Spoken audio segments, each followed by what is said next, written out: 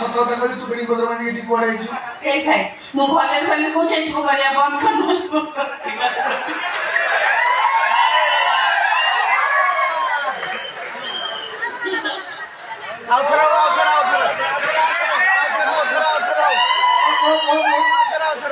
ଏତେ ଥର କହିପାରିବିନି ଯାହା କହିବି ସେଇଆ ଶୁଣ।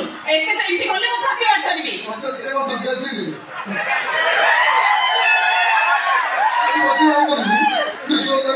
ଅମ୍ବେ ମା ଜଗଦମ୍ବେ ମା ଅମ୍ବେ ମା ଜଗଦମ୍ବେ ମା ମୁଁ ମୋ ଶ୍ୱଶୁରକି ମରିକି ପଡ଼ିବି ତୁ ମୋତେ ଘୁଷିକି ମାରିବୁ ଆଉ ହଉ ଠିକ ଅଛି ଯଦି ମୋ ଝୁମୁରି ଆଇଛି ପ୍ରତିବାଦ କରିବାକୁ ଦି ଜଣ ମିଶିକି ଗୋଟେ ଯୋଜନା କର ଲୋ ବାପ